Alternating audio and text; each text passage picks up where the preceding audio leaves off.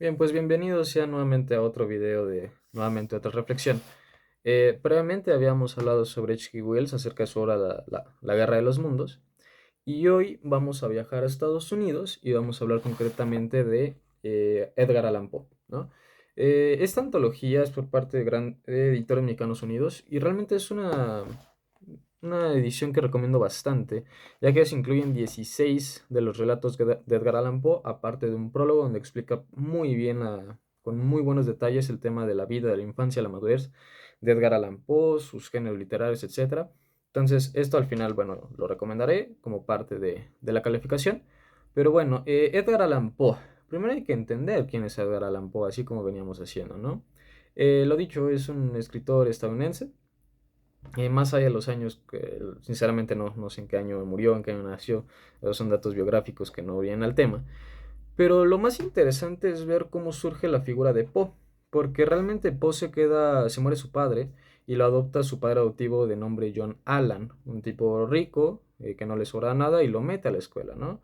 Ahí Poe tiene problemas de alcoholismo, no muestra mucho interés, John Allan lo termina sacando, su padre adoptivo, y termina sin universidad.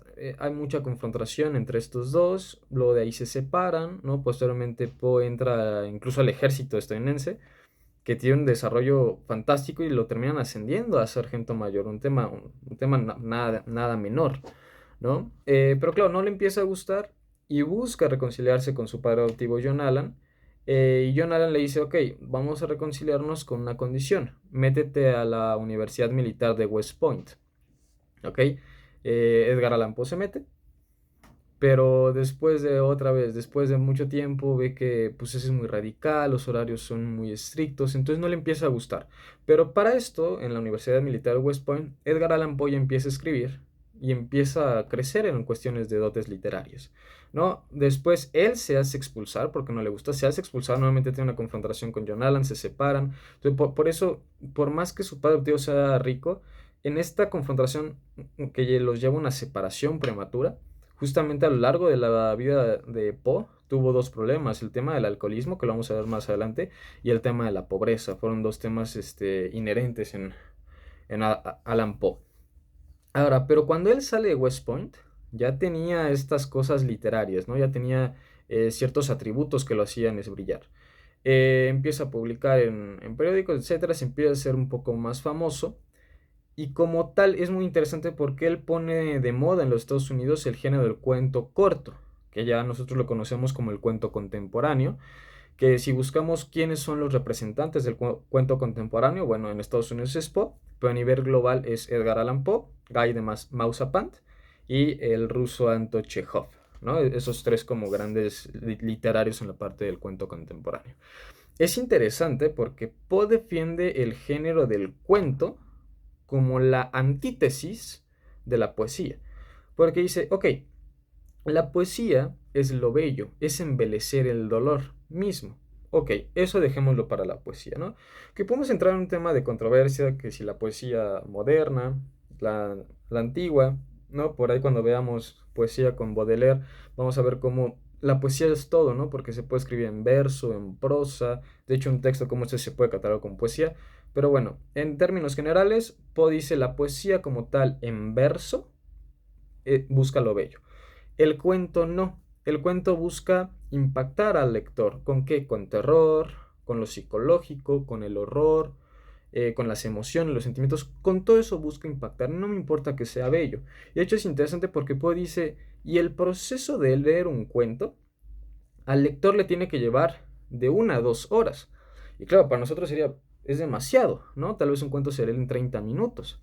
Pero Poe dice, no, es de 1 a 2 horas porque el cuento es lo que pone a prueba la voluntad del lector, ¿no?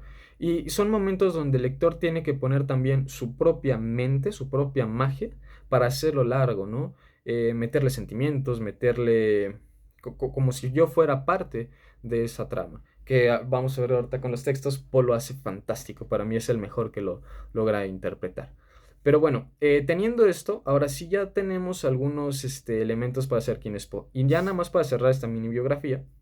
eh, a los 23 años, Poe enferma gravemente. y empieza a consumir mucho opio, al igual que Baudelaire cuando consume hachís. Pero bueno, empieza a consumir mucho opio y mucho alcohol. Entonces, claro, les empieza a generar una adicción fuerte. Y llegan momentos donde incluso, de hecho, sus alucinaciones son muy constantes. De hecho, por eso varios relatos surrealistas se le atribuyen justamente a este tipo de alucinaciones gracias al opio de la chis. Pero bueno, hoy nuevamente voy a hablar sobre Edgar Allan Poe. A ver, nuevamente son 16 relatos. Así como hice allá en muy lejano tiempo mi primer video de William Shakespeare, que eran muchos de Shakespeare, simplemente hablé de 2 3. Aquí voy a hacer algo similar. Voy a simplemente hablar de 4. Si hablo de los 16, y como yo le quiero dar simbolismos, fondo y forma, bueno, pues el video se va a hacer eterno, que eso no es la idea. Entonces, voy a hablar de 4, y como tal los 4 están escalonados en cuarto lugar, tercer lugar, segundo y primero, ¿no? Pero vamos con el cuarto y el tercero.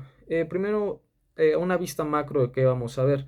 Primero, en cuarta posición vamos a ver Enterrado Vivo, una de esas obras que te hacen sentir mal, ¿no? En el tema psicológico, más si eres claustrofóbico, ahorita lo vamos a ver, es un relato que realmente lo pasas mal. Los crímenes de la calle Morgue, que es justamente una de estos que lo tiene todo. Yo creo que es el relato que tiene mayor calidad para hacer novela y no cuento, ¿no? Pero ahorita la vamos a ver. Vamos a ver, obviamente, el Cuervo, famosísimo, famosísimo, que realmente es más una poesía, es una lírica más que un cuento. Y el tema del gato negro, que para mí es el significado, es lo que le da sentido a Edgar Allan Poe. Pero bueno, iniciando con Enterrado Vivo, antes de empezar, me gustaría ver los matices que juega Edgar Allan Poe. ¿Por qué matices? De un lado, Poe, por ejemplo, en El gato negro, juega con la oscuridad, lo maquiavélico, lo sanguinario, lo oscuro, lo terrorífico. Y por otro lado juega lo detectivesco, lo misterioso, algo así como Sherlock Holmes, ¿no? El misterio. Y tiene contrapartes, obviamente. Unos se notan más que otros. Enterrado Vivo, más bien tirándole más para acá, ¿no? En el tema del horror. Esto busca más el horror psicológico. ¿Y por qué digo que es un relato? Es muy cortito el relato de Enterrado Vivo. O entierro prematuro, como también se le conoce. ¿Por qué digo que es un relato que te hace pasarlo mal? Más si eres una persona claustrofóbica, la forma en cómo Poe lo escribe y lo describe es verdaderamente sustancialmente es precioso y terrorífico a la vez. Porque tal cual te dice, y entonces tú estás ahí, despiertas, 30 centímetros a la derecha topas pared, 30 centímetros a la izquierda topas pared, en el frente hay pared, ves todo oscuro, la respiración se empieza a agitar, pero tú la tienes que calmar si no se te calma, si no se te va el oxígeno, no tienes que hablar porque cada vez empiezas a sentir cómo se te acaba el oxígeno y empiezas a reciclar ese oxígeno y entonces, y todo eso, ¿no? Y entonces se hace un halo de terror psicológico fantástico. Ahora, esta idea de enterrado vivo, este miedo es real, surge por ahí del siglo XIX. ¿Y por qué surge? Surge porque justamente en el siglo XIX pues las personas no tenían los conocimientos de medicina que se tienen actualmente. Entonces malestares como por ejemplo el letargo o el coma, la gente pensaba, no sabían ese malestar del cuerpo y simplemente los enterraban. Pero pues sí, el cuerpo no reaccionaba, pero el cuerpo seguía vivo. Entonces claro, yo estando en coma, me entierran, me despierto a las semanas, a los meses y me encuentro en esta situación de que me enterraron vivo, ¿no? Y pues obviamente la agonía va a ser peor. Se vuelve una pesadilla en todos los sentidos.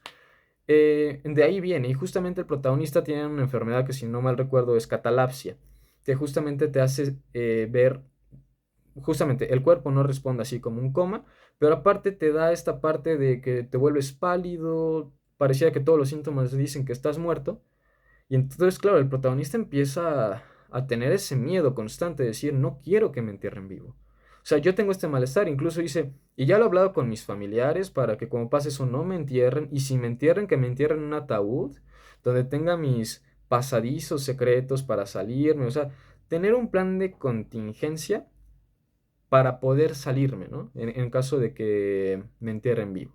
Entonces, más allá, y lo que voy a hacer aquí es descifrar, como en todo arte, ya lo había mencionado, un fondo y una forma. La forma, cómo se escribe, el fondo, que es el mensaje que te da. La forma, pues sí, es este miedo a tener miedo a que me entierren vivo, todo el terror psicológico que envuelve. Pero para mí la forma, de este no voy a spoiler el final. Para mí, el fondo, perdón, es justamente este miedo irreverendo que se le tiene a la muerte. Y no hablamos solamente de hoy, por ejemplo, 2024, ni en el tiempo que se escribió esto Edgar Allan Poe. Podemos hablar de incluso en las civilizaciones asiáticas, chinas, europeas, desde allá ya viene el tema, ¿no? Y justamente en otro video vamos a hablar del tema de la epopeya de Gilgamesh, ¿no? Que se encuentra en tablones 12 tablones de arcilla, que justamente habla sobre el miedo a la muerte y la búsqueda en la inmortalidad. Pero bueno, ese es tema de otro video. El tema es ese, el fondo es el miedo incandescente a la muerte y cómo lo superas, no lo superas, cómo empiezas a lidiar con un tema que es parte de nosotros, ¿no? El memento mori, algo así en latín creo que es recuerda que te vas a morir. No recuerdo nada mucho. En comentarios a ver si lo pueden poner. Bien, en tercer lugar, ahora me voy con el relato de... Voy un poquillo, no rápido, pero para no hacerlo tan cansino. Tercer lugar tengo el tema de la calle Morgue. Nuevamente, esto me parece que cae más en el tema detectivesco que en el tema oscuro. Por ahí podemos entrar en una paradoja. Por ejemplo, 100% oscuro tenemos el escarabajo dorado, ¿no? Que es muy buen relato. La calle Morgue va un poquito más cargada aquí. Este es el punto medio, pero sigue cayendo en el tema detectivesco.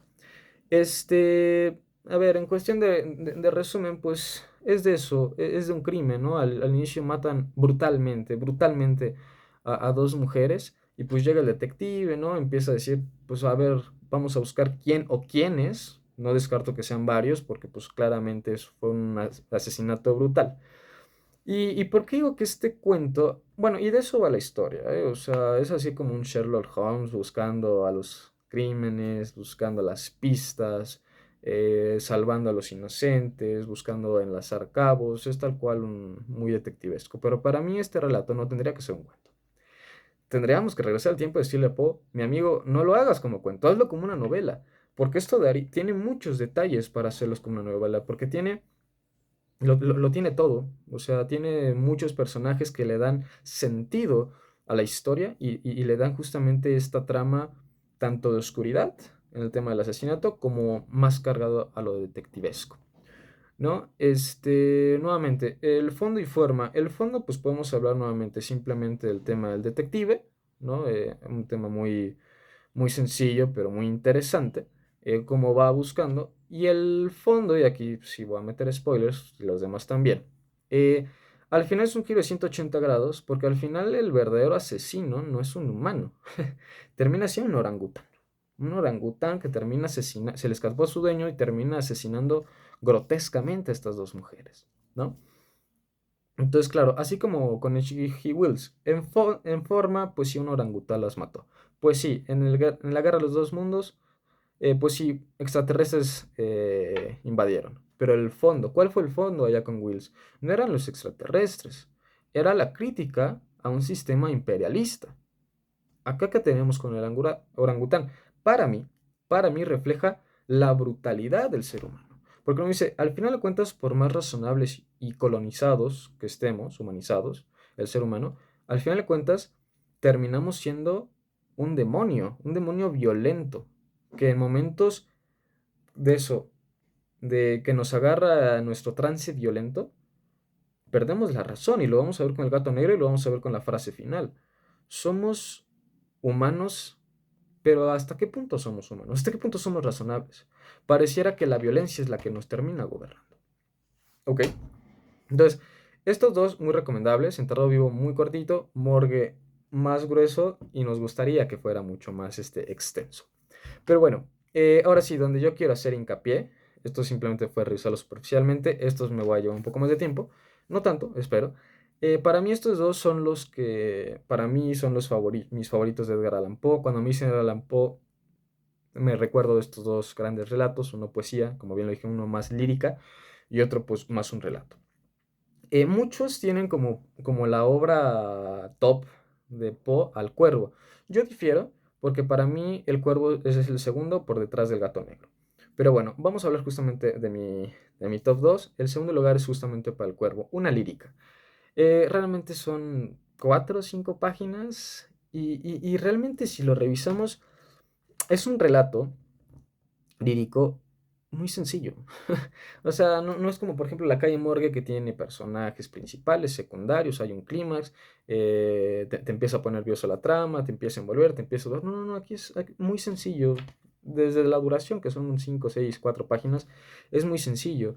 Y es tan sencillo que es un hombre llorándole, intentando superar la pérdida de su esposa Leonor. Y está sentado en su biblioteca mientras una fuerte lluvia lo envuelve. Y hago una pausa porque justamente lo decía previamente, para mí una de las cosas que mejor hace Edgar Allan Poe es envolverte en esta cofradía, en este halo del ambiente. Por ejemplo, lo dije en Kafka, lo comparé con Poe. Kafka hace muy bien, por ejemplo, en la metamorfosis de envolverte y darte los matices de que tú eres el escarabajo y tú estás viviendo en un cuarto oscuro. Pero hay formas de escribir. Y Poe para mí, y me atrevo a decirlo con toda la osadez de mi parte, Poe es quien mejor hace esta parte.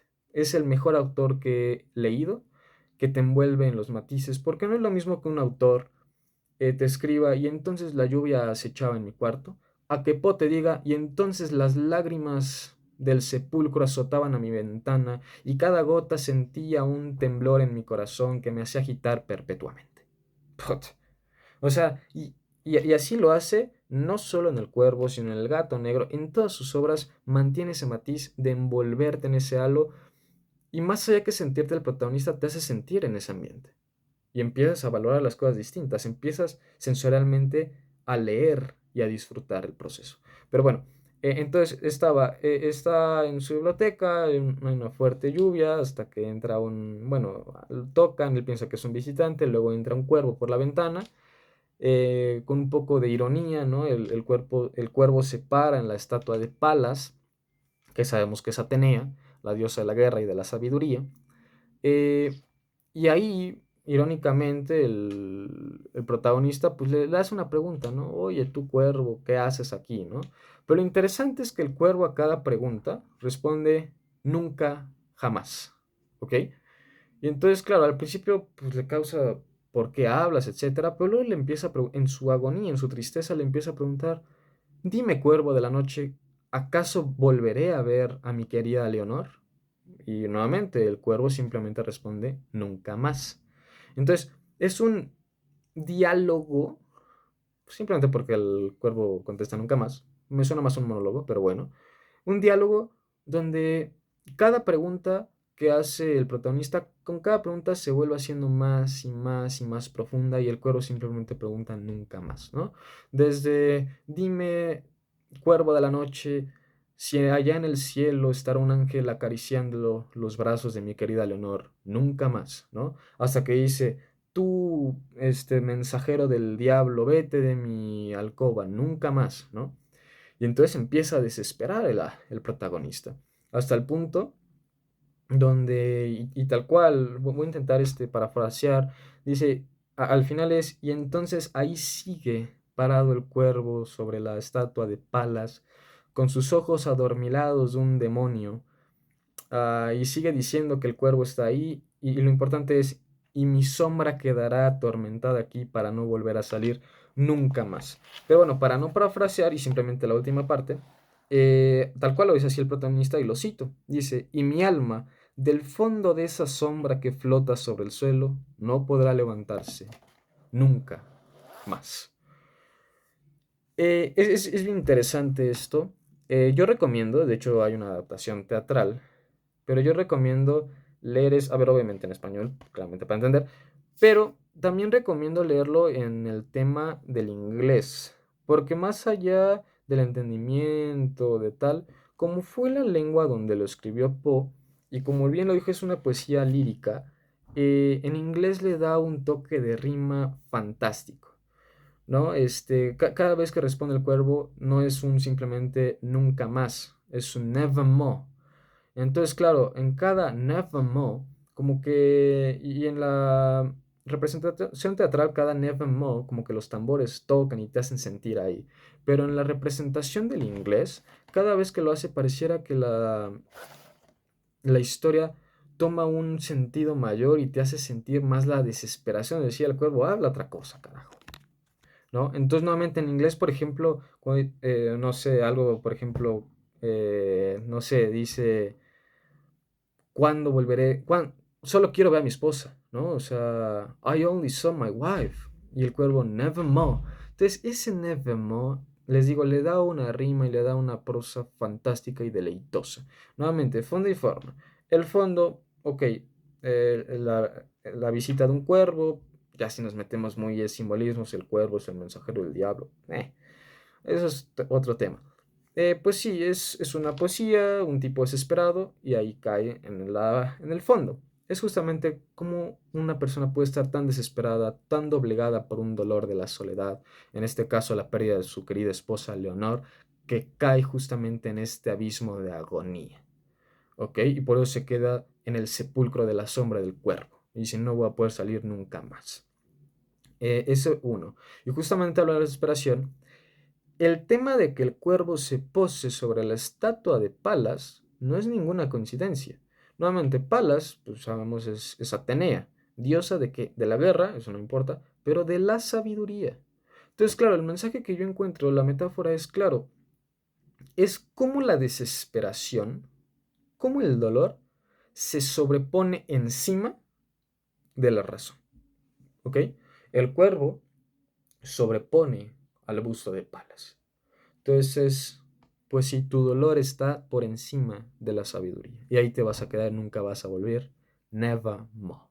Entonces, fascinante, son 6 páginas, es sumamente pequeño el texto, pero con una profundidad fantástica y una lírica que, insisto, leerlo en inglés vale la pena. Y ya para cerrar, el gato negro. Para mí el gato negro, hablamos de dos extremos, lo misterioso y lo oscurantismo, ¿no? El gato negro está en el polo, así, pero en el polo de este lado, de lo oscuro. Para mí cuando me dicen Edgar Allan Poe, simplemente recuerdo al gato negro. ¿Por qué? Justamente por eso sé que Poe se trata de oscuridad, de terror y no tanto de los detectives. Porque el gato negro es una mezcla de horror, de terror psicológico, de un poco más de psicopatía, de sanguinariedad, de oscurantismo. Todo, todo eso se envuelve. Es como un mini relato de H.P. Lovecraft adaptado en el ambiente y en el halo de Edgar Allan Poe, que lo hace fascinante en todos los sentidos. Y cuando tú acabas de leer el libro dices, ¿qué carajos acabo de leer? Pero me encantó, ¿no? Que por ejemplo, uno muy similar, nuevamente, otro video, es el tema del árbol de enebro de los hermanos Grimm, que incluso es más oscuro que esto, y tú lo lees y dices, ¿en qué está pensando la humanidad? Pero eso otro tema en un video, pero es muy equiparable con el gato negro. Entonces, ¿qué pasa primero con el gato negro? Nuevamente, mini resumen. Al inicio se nos muestra pues el protagonista que desde chico siempre fue afán a los animales, en su familia siempre había animales, pero con su esposa tienen un gato, ¿no? Pero claro, el hombre pues en estas partes del alcoholismo, que por ahí se podría reflejar el tema de Poe, con su adicción al alcoholismo y el opio, perdón, dice que en momentos le dan ataques de violencia y pierde la razón, así como el mensaje en la calle Morgue. Pues le digo que se conectan. Y pues empieza a desquitar con su esposa y de vez en cuando con el gato, ¿no? Hasta que una vez al gato, y tal cual, para que vean lo sanguinario que es, agarra un cuchillo, o no me acuerdo si una navaja, déjeme un cuchillo, agarra el cuchillo, agarra el gato y le saca el ojo, ¿no? Hace palanca y saca el ojo. Yo lo estoy diciendo en términos muy simples, pero él te lo explica. Y entonces lo metí sobre esta parte del ojo, hice palanca, me costó un poco, escuché el sonido, pero luego lo levanté, salió el ojo disparado. Te empiezas a quedar así de, ¿qué estoy leyendo, no? Pero quiero más.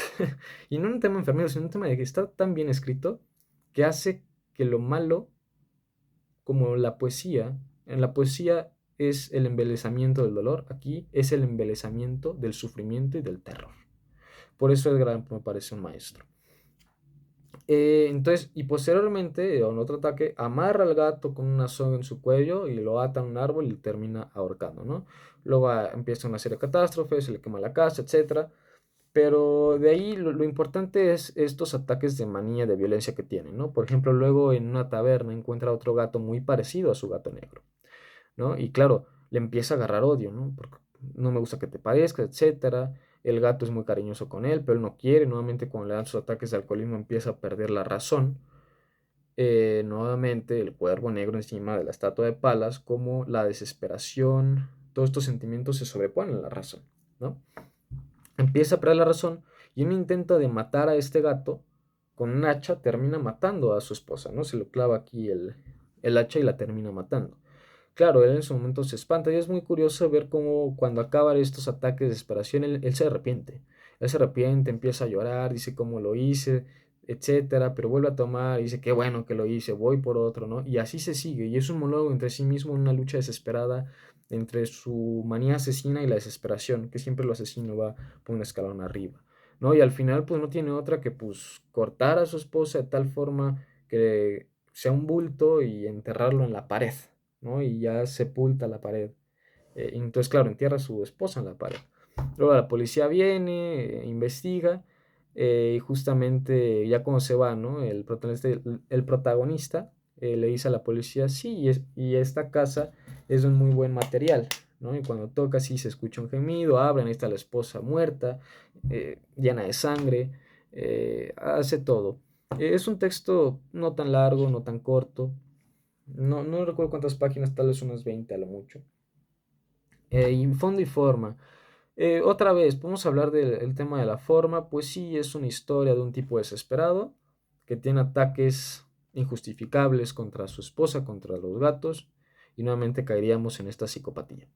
Pero para mí, ¿cuál es el fondo? Justamente es cómo el ser humano es tan propenso a perder el tema de la razón y lo lleva a cometer este tipo de actos sanguinarios y dementes donde termina perdiendo la cabeza y termina asesinando, más allá de los gatos, que también es un tema importante, pero a su misma esposa y lo tiene el descaro de la voy a enterrar en la pared. O sea, es una historia sumamente surrealista e incluso cayendo en lo irónico de decir cómo es posible que el ser humano sea capaz de esto.